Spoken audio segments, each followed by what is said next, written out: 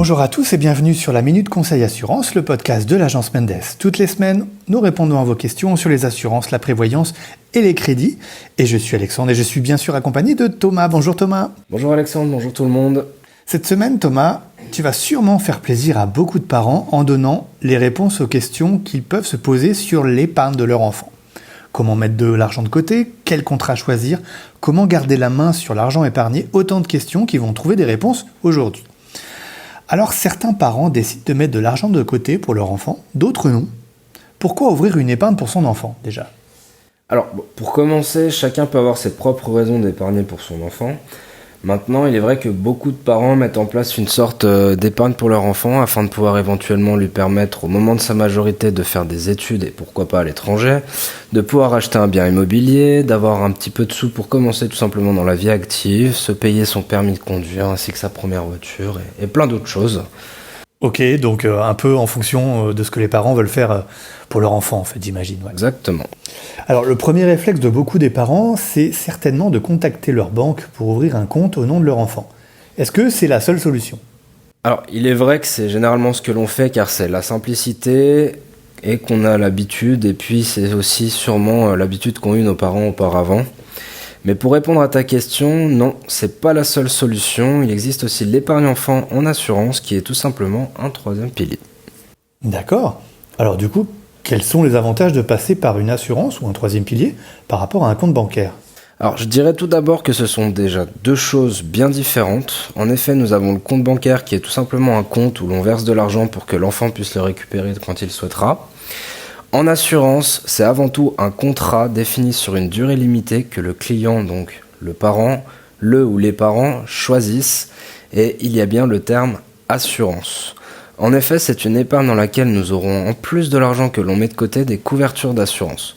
Celles-ci sont totalement à choix au moment de la souscription du contrat. Il s'agit d'assurances très importantes comme par exemple le décès. Quand je parle d'assurance décès, cela concerne par exemple un capital décès octroyé suite à un décès de la personne assurée. L'avantage, c'est que par contre, on peut très bien assurer en plus de l'enfant un parent. C'est là que je vais appuyer sur notamment l'assurance décès. Car en fait, ça permettra tout simplement de pouvoir assurer notre enfant en cas de décès du papa ou bien de la maman, afin qu'il puisse malgré cela bénéficier d'un capital qui était prévu à la fin du contrat en fait.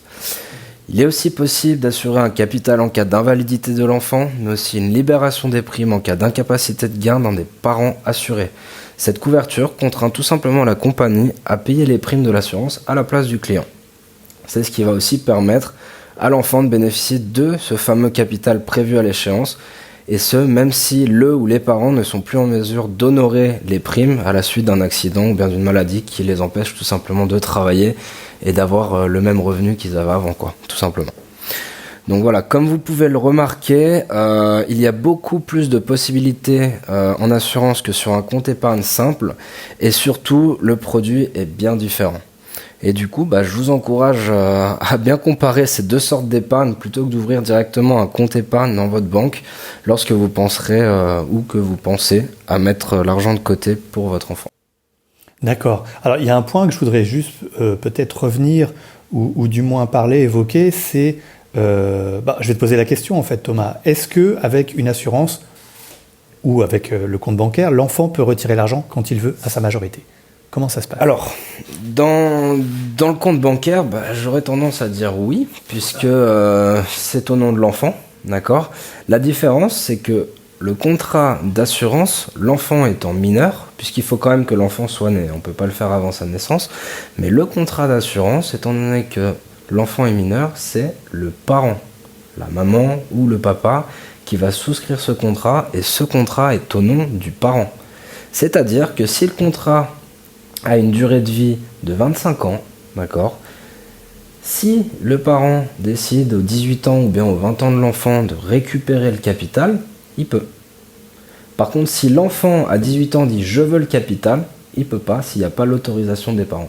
Donc ça, c'est très important et j'aurais tendance à le dire, même dans le cas un petit peu moins cool, où il y a justement le parent assuré qui décède, et là aussi, l'enfant n'aura pas la possibilité de récupérer l'argent quand il veut. Si le contrat est pour une durée de 25 ans, c'est tout simplement la compagnie d'assurance qui va payer la prime d'assurance à la place du parent qui est décédé, et ce jusqu'aux 25 ans de contrat qui était prévu au début. Donc l'enfant aura son argent à ses 25 ans ou plus si la durée de contrat est plus longue. Ok. Voilà, je pense que c'est beaucoup plus clair. Alors, vous l'aurez compris, le compte bancaire, ça reste un compte facile à utiliser et qui est parfaitement adapté pour, je sais pas, l'argent de poche ou l'argent reçu lors des anniversaires à Noël. Comme ça, l'enfant, il en profite quand il veut.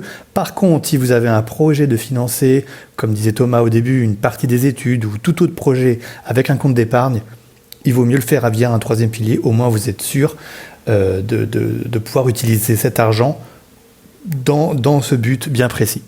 Tout à fait. Comme je disais tout à l'heure, c'est aussi important justement de comparer et de ne pas partir que sur la solution, par exemple, bancaire, dans ce cas-là, qui est, comme je disais, la plus simple et puis la plus courante, mais de comparer un petit peu les deux possibilités pour choisir ce qui sera évidemment le mieux pour vous. Très bien. Écoute Thomas, merci pour tes réponses. Je pense qu'on y voit un peu plus clair. C'est déjà la fin de ce 24e épisode déjà. Je vous rappelle que vous pouvez vous abonner à nos podcasts sur Spotify, Apple Podcasts, Google Podcasts et toutes les bonnes plateformes de podcasts. Pour ne louper aucun épisode, on vous souhaite un très bon été puisque nous sommes en plein mois de juillet. Une très bonne fin de journée. On vous donne rendez-vous la semaine prochaine. À bientôt. À bientôt. Au revoir.